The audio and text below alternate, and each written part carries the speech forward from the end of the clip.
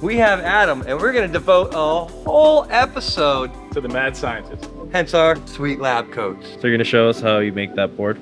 Oh yeah, I will include some of the development process that I follow during building of these devices. Of course, this is very complicated process, so I won't include all of this, but I will show you some back end of what I do. You know, he can't be giving away all the trade secrets, but me and Joel were just talking about the other day, like, we understand how circuit boards work to a certain extent, but making something that's completely programmable is wild. So Mad Scientist is going to give you guys the rundown on how all of it works to a certain extent. Yeah. And you'll be able to purchase it from drifthq.com after development is done and all the kinks, if there are any, that are worked out. So you'll be able to purchase it. To answer another question in the comments. Yeah, somebody actually asked, like, oh yeah, how do I buy that diff controller?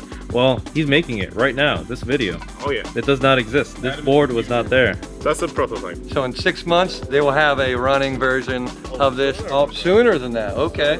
I was kind of give you an easy out. 6 months, you'll be able to have this controller with a cool little design box and everything, so it'll be all integrated and waterproof and, you know, element proof, right? Good stuff. So break it down. All right, so small updates. I did get the fuel lines ran, so we took the factory fuel assembly and there's now dual 525s in there. So the factory connector feeds one. And then we have a bulkhead here with two 10 gauge power wires that's going to feed the other 525s. I did finish running the 6AN fuel lines and did the same retainers like we did on Colette's car underneath the car. And also removed our rear subframe. The guys are down in West Palm right now talking to the homies and picking us up an M4 rear subframe. And my boy Adam over here coming up with this sweet little controller that's going to allow us to control the active differential that is in the M4. So it'll work in this car. So the tires actually lock up and we're not going to destroy the rear end on our first dyno pull. And we keep this in the middle of the shop, you know, just keep us motivated. So these are billet dummies from where? Rev Shift. Rev Shift. Made in the USA. Gotta love that. Billet Johnnies. What a nice rubber piece. Not made out of Chinesium. Check them out. Available at drifthq.com. What you don't get is a Chris to put them in for you.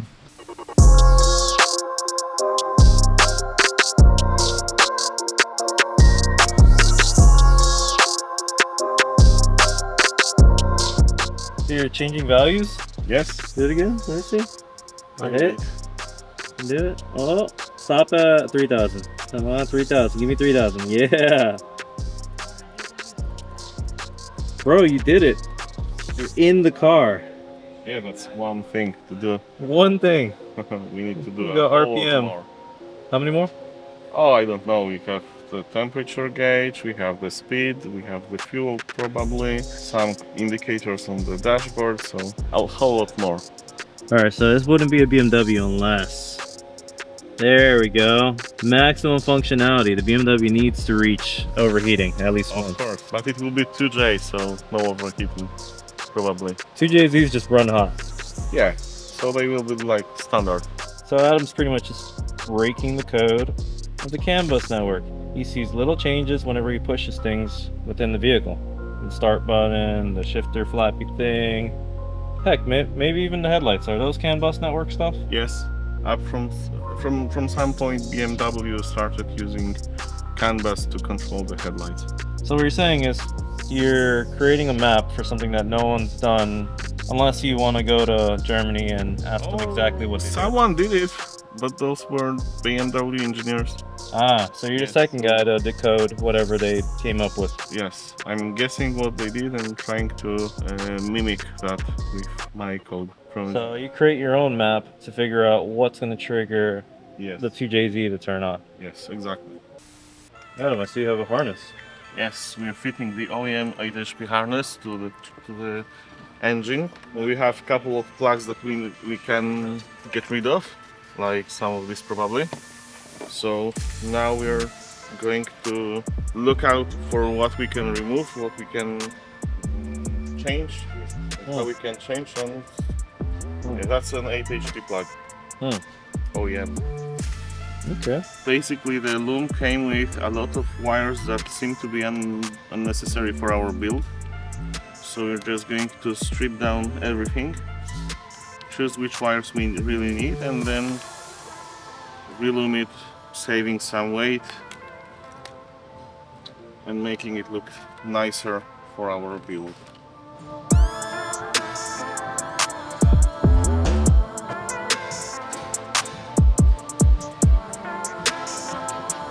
One right.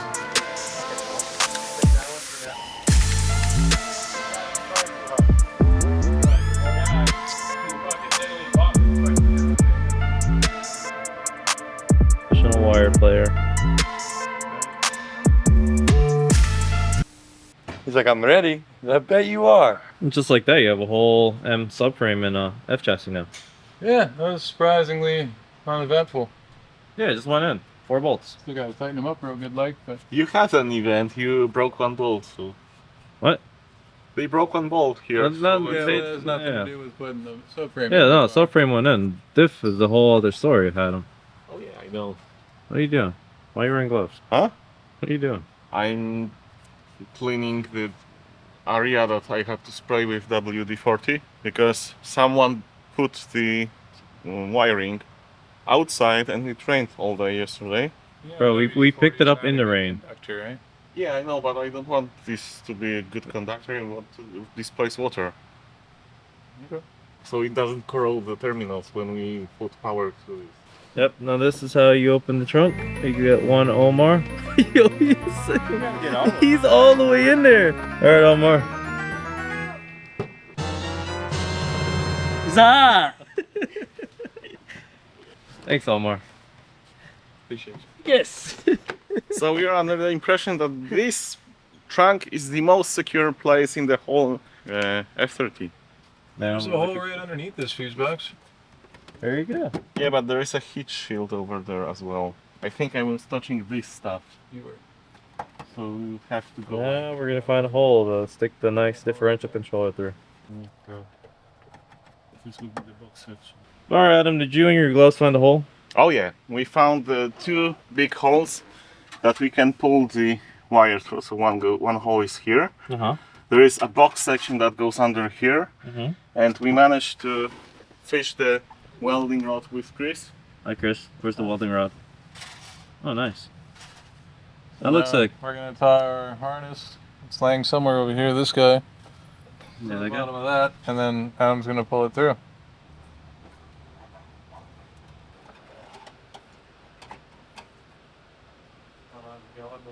Yep, we have this inside. We can't show that it opens and closes because we would have to keep it running for a long time. But we can show that at least the idea is there. Do it again? Yeah, it's really loud, in case you're wondering, Joel. Sorry. Well, that means it's locked. I mean, I would have to push it in and then keep it running, so then it would be locked. So wait, that's just momentarily? Yes. So There's a you return have to spring, keep... so when you let go of the power to the diff, it will open. So you have to keep the power going? Yes. So once you have the stuff all hooked up, we can spin a wheel and see if it does Yes, do the lock thing? exactly. Cool. I mean, we could do that now, but I guess Cricket and Chris are doing something under, so we don't want to interrupt them too much. They are screaming at me because of the noise, but Yeah. They're just hanging out. No, we're figuring out how we're going to route our exhaust because this whole piece is in the way. This bulge on the other side is directly where the exhaust routes. So, because we changed subframes after the fact of making an entire exhaust system, now we're going to have to remake the back half section of the exhaust system. So Adam just busted out some nerd stuff. I have no idea what it is, but it has a whole bunch of plugs coming out. And I'm sure it's to test something. of And it course, plugs into yes. your computer? Yes, it plugs into my computer, a mysterious blue box, and then we have 4 probes to look at the electrical signal. Mysterious Blue Box. Yes, it's called Is that the oscilloscope. official name? No. Okay. Official name is oscilloscope. Oscilloscope? Yes, Oscilloscope? yes. Or is there a T in there? Say it again? Oscilloscope. Oscilloscope. Cool. And what do those little color ones do? What's the difference between those? What are they? Those are grounds, and those are probes, so you can connect to various signals, and you can look how they change over time. Okay. So for example, the clips here are just to indicate which probe goes to which channel. Okay. So it's like That's just so you know which green, one's red, which. blue and yellow. Okay, that makes sense. Oh yeah. Now you're grounding out to all the ones you want to test. Yes, that's a ground for the probes, and now I have to go to my computer, bring it here, and look at some signals. All right. Sounds like fun. Oh yeah. He loves the wire and stuff. It's in Polish, so I don't. Oh, for all you Polish-speaking people out there, let us know in the comments what's actually going on, because I don't know. See a little graph. And it got littler. We'll get back to you. Look like you're smart and working. Adam, where's our transmission? Apparently in Paris. Didn't Connie write a song about that? Transmissions in Paris?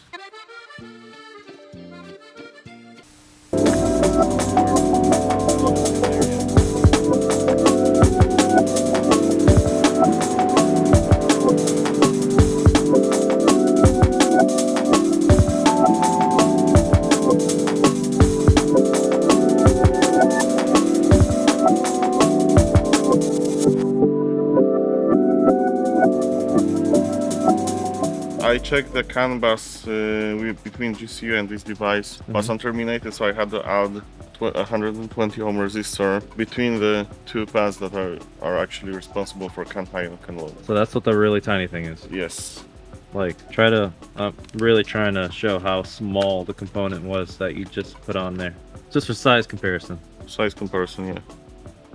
So a very easy explanation on how that would allow CAN bus access. Okay, so CAN bus specification calls for two 120 ohm resistors on both ends of the bus. So without that, the CAN bus won't work. So what I did, I added 120 ohm resistor for the CAN bus to work. That's actually what the electrical layer of CAN bus requires by the standard. So instead of reading directly from your computer, you're going to read it through CAN bus? Yes. So whatever outputs that it has on this board is going to be interpreted through CAN bus? Yes, exactly. We barely know how to put relays together. This guy's making a whole board from scratch. Relays are easy. Yeah, for you. I still have to look up the diagram every time I gotta wire something. Oh, I look diagrams all the time. Yeah, just to make sure. Okay, good. Just breaking out the oscilloscope again. Yes. Oscilloscope makes electronics work so much easier. So we have CAN bus transmissions. That's what CAN bus transmission looks like? Yes. This is a different part. Is that the high signal? That's low, That's low? That's high. Ah, okay, so I see why they call it CAN high, CAN low. Yes. All right, so I just got in a shipment all the way from Great Britain from Funk Motorsports. These are the only guys we use for heat management. One, they got really sexy looking stuff. Two, it's awesome. It never breaks down. You don't get all the itchies afterwards. It stays looking good. And most of all, it manages the heat. So they sent us a little care pack.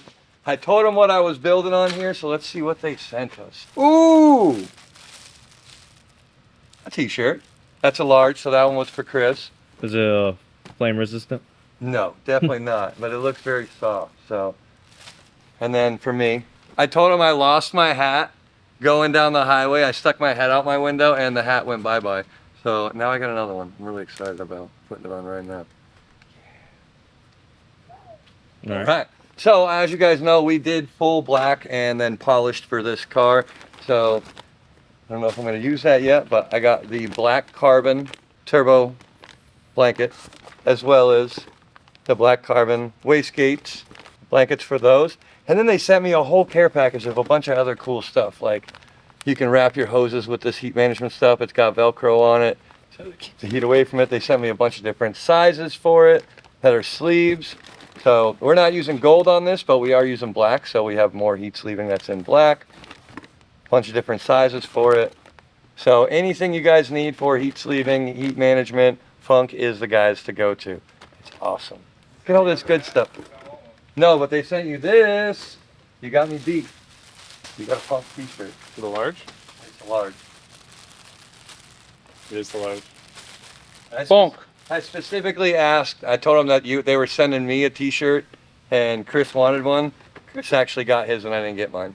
That's okay. You got But a hat. I got my hat, which is important. I wear a hat more than the shirt. I can wear this every day. I can't wear a shirt every day. But look at all of this. And then for Joel, here you go, buddy. Oh, thanks, dude. You want one of these? I'll just tuck it in right there. Thanks. Thank you. Shout out to Funk. They're actually going to be coming to visit us in September, so look forward to doing a video with them, showing them around, maybe doing some yee shit, go on an airboat, maybe show them some alligators, you know, give them the whole Florida experience. So while they're here, we're going to have a lot of fun with them. So that should be coming soon. Oh, check these out. These are for your sensors, like your O2 sensor. This one right here that's planning on getting hot. Just gonna peel this off and show it real quick because it's silver, so it'll match all the China stuff. Got a little sensor blanket. It's a sensor blanket. And it goes with all of our stuff. That's awesome. The Funk is a living creature. Our transmission is in Miami. Miami. So everyone's jumping on that 8 HP train. I might as well jump on too. So I traded my 5.3 turbo motor for a 8 HP, fully done. The wiring's done on it. Has everything set for 1,000 horsepower. It's drop in, plug and play. I will be selling mine, however. I'm not going to put it on my 187 horsepower. It's very generous. Yeah, that's saying a lot. My 137 horsepower wagon ain't getting them 8 HP in it. We're going to sell it. That'll make it feel like it has 200 horsepower. Yeah, but we're going to sell that and then we're going to buy a turbo kit for my car. So I'm going to be turbo just like you, Joel. No? Not like me? Don't do it? What should I do instead? DNA forever. I want to put down power, bro. I want to put down stacks. Joel will tell you all about his power chasing experiences. Yeah, Yeah. not good. Stay stock. Don't you ever say that. Stay here. For the love of God, cherish it. Stay here. Time to test it through the CAN network. Yes, exactly. So you're connecting through CAN somewhere back here. Yes, exactly. So you pulled some CAN network Oh yeah, from just between. the. No, it's just between this device and GCU. So wait, GCU is connected to where? My computer. The one back here. Oh, so you can control the diff. Yes. It's really hard to follow sometimes. This man at the oscilloscope got the board just sitting on there. Like, I hope that's not conductive. Ah, it's not. It's not conductive. Okay. Got some little quick release guys over here, and then you got the wires that are going to the diff somewhere. I guess right there. That's going to the diff right here. That goes to the diff. We got some direct battery power. We got some CAN going to the GCU, which will communicate with My computer. the computer, but it'll also communicate with the 8 HP. Right now, the setup is to isolate the car from my computer. So if anything goes wrong in the car, I don't blow up my computer. Again. You get it? No? Yeah. I know it's like hard to follow. Yeah. I'm all confused. Hopefully our viewers Yeah, I understand. sometimes do things faster than I think so. Yeah, we found a purpose for the lab coat. Make sure to isolate that away from any sort of metal or anything Yes. that will cause a short. When you do that, when you're touching things, what exactly are you testing for? So now I'm checking the power supply voltage, and then I will be checking the different signals that I expect to come from and to the differential. So you're connected to the main Right now, this is voltage? ground. This This is ground, ground. okay. And this is showing me the power supply voltage. Uh-huh. Where? What am I seeing? 12 volts? That's all. Oh, I touched them, sorry. Touchscreen. Sorry. See? Touching, not touching. So it shows the voltage right here. Do it again. Oh, there we go. Wait, so did I just unzoom? Oh yeah, look, yeah, it is. Oh wow, so that's the exact voltage right there. A whole collection of alligator clips, another probe going on. So you put all the probes on there so you can see it all working at the same time? Yes, exactly. Look at all these voltages. I'm sure we have some people subscribed to us that will understand what's going on here. Someone decided to have engineering as their major. What'd you go to school for? I went to technical university back in Poland. What was your degree? Control engineering and robotics. The specialty of robotics. So if you know how to build robots, you know how to build controllers for differentials. Probably. I hear noises, Adam. What's going on? Keep doing it. Yeah. Oh my god. I think you did it. What are you doing? You're using a slider to lock up Yes. the diff. Yes, exactly. How excited are you? Pretty. Oh yeah, look at the face of excitement. That's excitement you'll get out of the Polish. Hey, whenever you're looking at the schematic, are you just like reminding yourself what you did? Yes. Just making sure all the connections are where they should be? Yes. Or what you can substitute as far as voltage and values?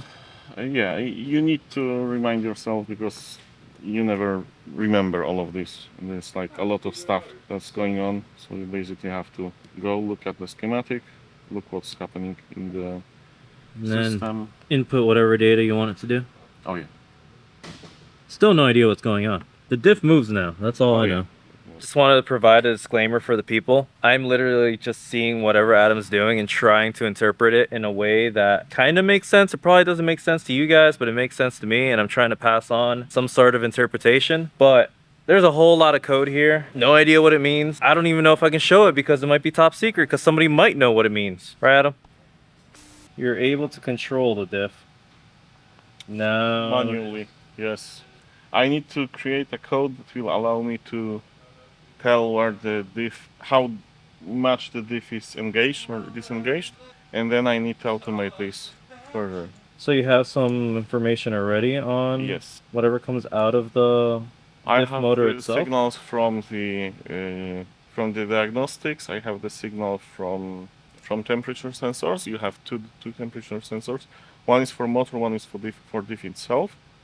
So those are reading, and I know that the signal for diff position is already in the device. I need to decode it. So right now it just gives you raw data. Yeah, more or less, yes. So it tells you something. You need to form that into its own scale that you can work with? Yes. I need to get the raw data I have. Like for example, what are you reading right now? It's basically a 1 or 0 right now. Can you show me right now? Like, what's it look like? Anything that you can show me that's not revealing your secrets? Yeah, Because you know the Polish secrets very well kept. I have- Again, I have no idea what you're looking at. yeah, I need So to you're connect these you're back. getting data from all these little squigglies. Yes. Bear with me, YouTube. I'm trying as hard as I can to decipher something of what's going on here. I decided to go to film school instead of engineering or robotics, so I have no idea what I'm looking at. I failed calculus. I failed basic math. I failed everything that has to do with numbers. And you're using some proprietary software that... Yeah, that's my software. Oh, you developed it? Yes. So you developed this data logger Yes. for HTG. Yes. And you're gonna pull some data out of the Yeah, I oscilloscope? will basically show you how what are the raw data that I can read Okay. from the scope, what they actually look like. Alright, cool. So we have, you see this? Mm-hmm. Squares? I see some ups, I see some downs, I see a red, I see a Yes. blue. Okay, so let's like this. And then I see some sort of values here on the side too. Yes, so this is like signal that comes from the oscilloscope, you see? Ups and downs, yes. Yes, and this is basically what I can read right now. And I need to write a code that will decode this into a position, into a number. Basically. So if you, let's say you lock up the diff right there with number Yes. 2 a little bit, you can see like it gives you a certain amount of voltage. And then if you put it, I mean, it gives you this waveform, right? yeah. And this waveform basically tells you how much diff is closed or open. Mm-hmm. So right now, can you halfway close the diff? I mean, I can, but it won't make much more sense because it's like just up and down, right? Uh-huh. But we need to actually decode this into a number that will show you how later I will show you the position on the log. So basically we will be able to like lock and unlock the diff. Then we'll see like going How much of a lock it is? yes. So for example go like this or like this or like this and then down. So you're saying like instead of the diff locking in a nice linear way, it could be ramped up? We can make it do stuff. That's the whole idea. To make diffs do stuff that we want it to do. So like under different loads and stuff? Yeah, so for example, if you press throttle and you try to push the car to close the diff, maybe some predictions. So like if you want to do a donut, you would probably want the diff to be closed. But if you let go of the throttle, what to do, when to open the diff and how much to open, right? Because you don't necessarily want to push the throttle, close the diff, and then you let go of the gas and to open the diff. This might not be the best idea, right? Because you might snap and spin, right? Mm-hmm. And so that's my. Wow. This is a lot more complicated than a welded diff. Oh yeah. This is... Oh yeah, it is. But I feel like this gives you much more control over. So there's no data that you can scrape from already, like a M3 or M4? No. No? Even if we weren't to look at what the OEM diff is doing, it wouldn't give you much for us because we would still have to interpret the data and figure out what exactly is going on with the diff and with the car. So it's a lot easier for you to make your own? Right now, yes. Oh, yeah. We will see how else we can tackle the issue. The one downside is that the diff in M3 M4 is controlled via FlexRay, so there is no like easily accessible tools to read and write FlexRay frames. I don't know what that is, but okay. Yeah, FlexRay is like the successor of CAN bus. So Successor, so it's newer? yeah, definitely. It's Oh. newer.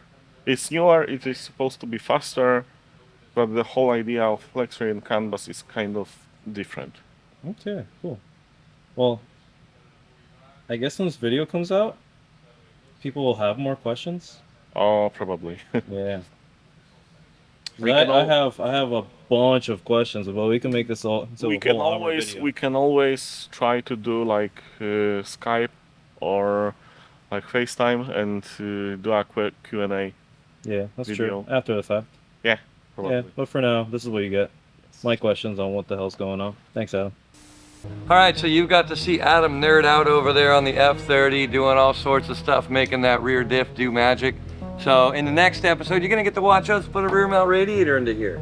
It's gonna be sweet. We're gonna do it in a day and a half. Maybe not with the plumbing, but at least the mounting and the ducting. Yeah. Like, comment, subscribe. You almost kicked the camera. Good God, that was a kick. If you have any questions for Adam, leave a comment. He was reading them yesterday, and the last video, he was like, why nothing more video? And then he read underneath that he gonna get his own video. This whole one was dedicated to him. So if you have any questions about what's going on in the F30, electrical wise, feel free to leave a comment. He'll be happy to answer it for you. Oh yeah, and then we got Bartek coming. Yo, what tuner do you know that tunes with sunglasses at nighttime? Bartek. Yeah. Unfortunately, our sweet boy Adam has to leave us. He's got to go home to Poland. So he's gonna tap out and tag in Bartek. So we'll get Bartek. Who's not as smart, but he likes to party. Yeah, he's not as smart, but he likes to party and he's a good time. So looking forward to seeing Bartek too. Both our Polish boys. We didn't say he's not smart. Yeah. He said it. I said it. He said I meant it. Oh, I don't know who's smarter. I just know they're both smarter than me. All right. That's pretty solid. All right, bye guys. See you next video. Next video. Like, subscribe, comment. New videos every week. Every week. 2 times. You get video 2 times.